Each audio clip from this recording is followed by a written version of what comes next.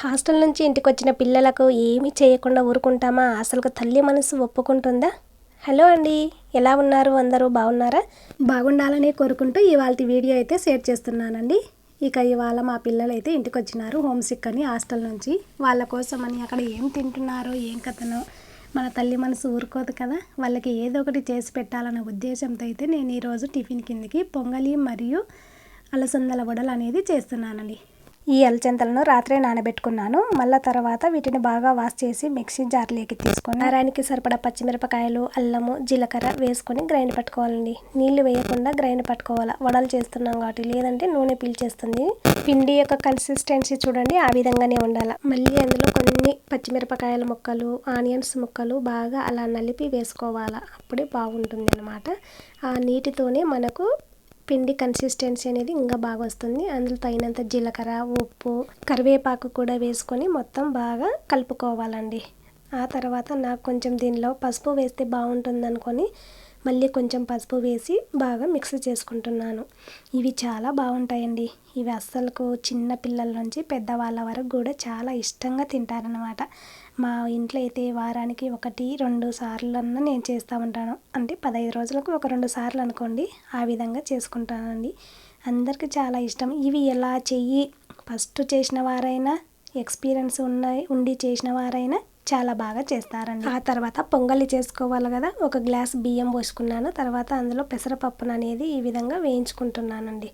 బాగా దూరగా వేయించుకుంటే చాలా టేస్ట్గా ఉంటుంది. వేయించుకున్నాక అందులోనే కలిపి నీళ్లు పోసుకొని బాగా వాష్ చేసుకోవాలి. బియ్యాన్ని అలా 2 సార్లు కడిగిన తర్వాత 1కి 6 కప్పులు వేయాలండి. 1 గ్లాసు బియ్యం తీసుకుంటే 6 గ్లాసులు నీళ్లు పోసుకుంటే పర్ఫెక్ట్ కొలత అండి. చాలా బాగా వస్తుంది. అలా లూజుగా రాకుండా, గట్టిగా రాకుండా అన్నమాట. ఇది పర్ఫెక్ట్ కొలత. 1కి 6. అందులోనే కాసింత ఉప్పు వేసి కొంచెం పసుపు కలర్ రావడానికి కోసం నేను పసుపు వేసుకున్నాను. మీరు వేసుకోకుండా స్కిప్ చేయొచ్చు. దాన్ని బాగా కలిపి మూత పెట్టి 2 విజిల్లు వచ్చే వరకు పెట్టుకోవాలండి.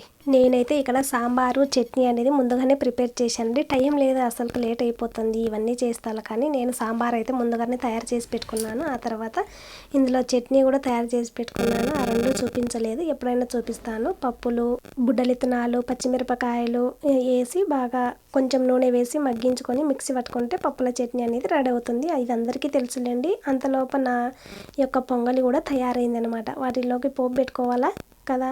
అందుకని నేను కొంచెం నూనె, కొంచెం నెయ్యి తీసుకొని అందులో జీలకర్ర, ఆవాలు, పోపు గింజలన్నీ వేసుకున్నాక కొంచెం పచ్చిమిర్చి వేసుకుంటే బాగుంటుందని పచ్చిమిరపకాయలు మరియు కరివేపాకు కూడా వేసి వేయించుకున్నాను. బాగా వేగిన తర్వాత వేసుకొని కలుపుకోండి. ఈ పొంగలిలోకి ఈ తాలింపును వేసుకొని కలుపుకుంటే చాలా టేస్ట్గా ఉంటుంది. చూడండి, కొంచెం పసుపు వేసిన ఎంత కలర్ఫుల్గా కనిపిస్తుందో కదా. పొంగలి రెడీ. ఇప్పుడు మనము వడలు చేసుకోవాలి కదా.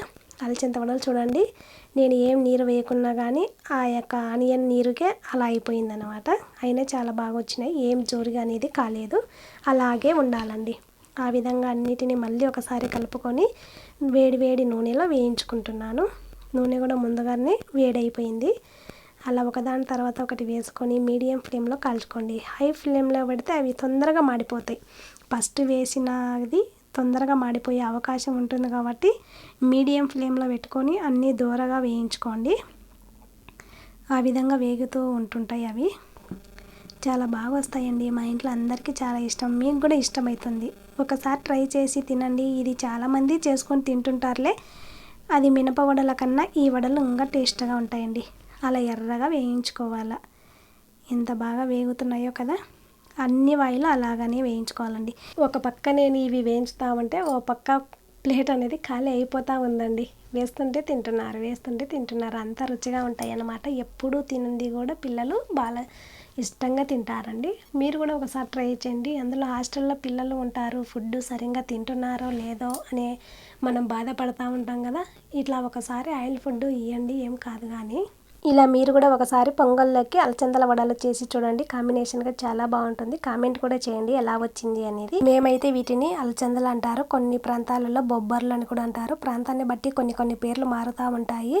ఈ అలచందలతో గుగ్గుళ్ళు చేసుకోవచ్చు, మొలకలు కట్టుకొని తినవచ్చు, మరి ఇలా వడలు చేసుకొని తినవచ్చు అండి. చాలా టేస్ట్గా ఉంటుంది. అదేవిధంగా గుగ్గుళ్ళకు ఉడకబెట్టినాక మనకు కట్టు వస్తుంది కదా, ఆ కట్టుతో కూడా సాంబార్ చాలా టేస్ట్గా ఉంటుందని నేను వీడియో అయితే పెట్టినాను చూడండి. అది తొలి ఏకాదశి పండుగ నాడు నేను చేసుకున్న ప్రసాదాలని పేరుతో వీడియో ఉంటుంది, వెళ్ళి చెక్అవుట్ చేయండి. ప్లీజ్ సబ్స్క్రైబ్ చేయండి మన ఛానల్ను. Thank you for watching. Bye అండి.